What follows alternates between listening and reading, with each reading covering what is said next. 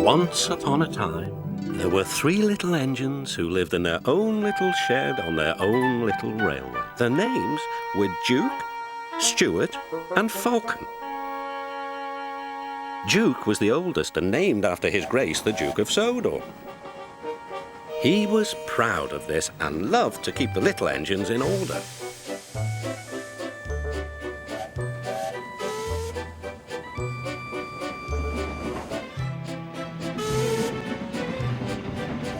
Whenever they did anything that Duke thought wrong,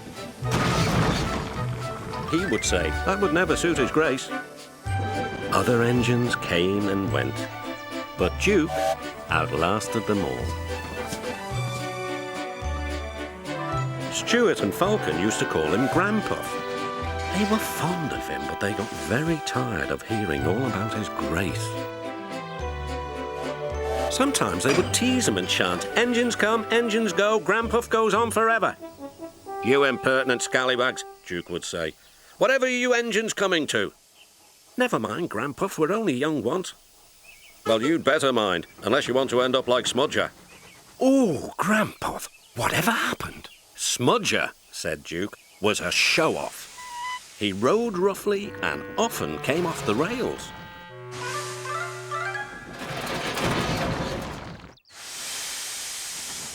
I warned him to be careful, but he took no notice." "Listen, Dookie, who worries about a few spills?" "We do here," I said, but Smudger just laughed. Until one day, manager said he was going to make him useful at last. Smudger stopped laughing then. "Why? What did he do?" "He turned him into a generator. He's still there behind our shed. He'll never move again." After that, Stuart and Falcon became really useful engines, and all three were happy together for many years.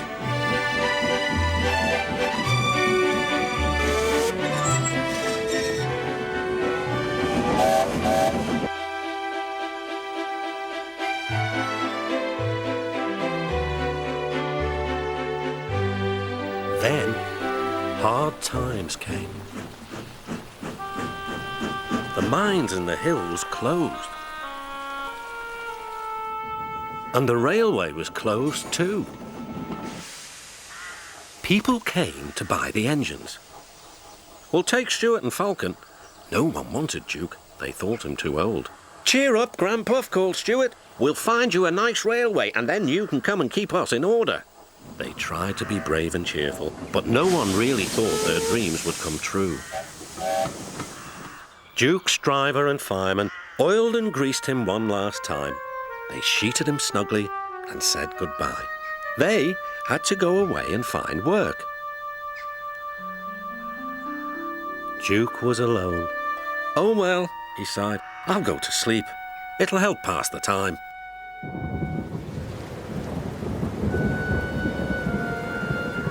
Winter torrents washed soils from the hills. Trees and bushes grew all around.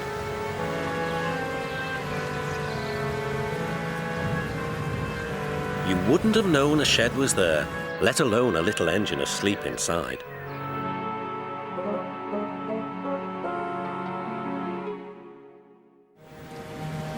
But Duke was never forgotten.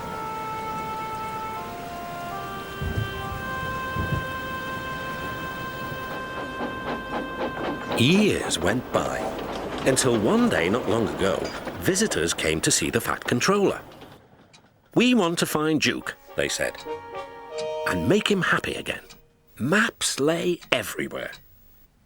If we follow the old line shown here on the map, we'll travel north of the village and then into the mountains. And look, there's a sign for the old station. If Duke's anywhere, he's there." Everyone set off to the mountains far away. The days went by and the search grew harder, but the rescuers wouldn't give up. "Let's go this way," they said.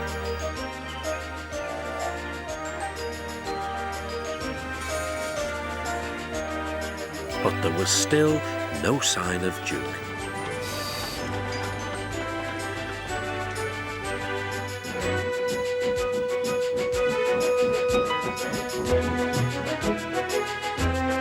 He's here somewhere, they said. They scrambled over hills and struggled over ditches.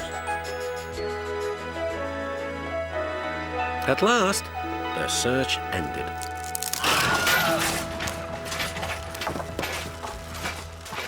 Quite by accident. We found him!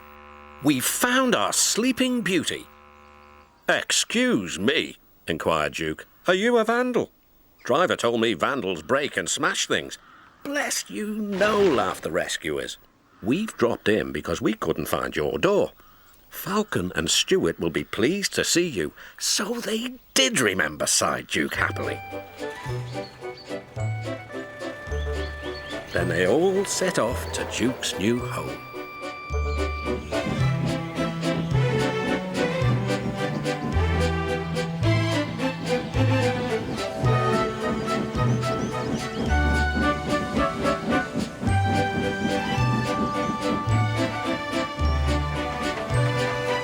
Stuart and Falcon were ready with a big welcome. He's here, they whispered. Shh, shh. You woke me up, grumbled Duke. In my young days, engines were seen and not heard, Granpuff, we know. We'll all be back to work tomorrow. We're glad you've come back. We can keep you in order now. Keep me in order. Be off with you. Impudent scallywags, murmured Duke. But his old eyes twinkled, and for the first time in years he smiled as he dozed in the sun.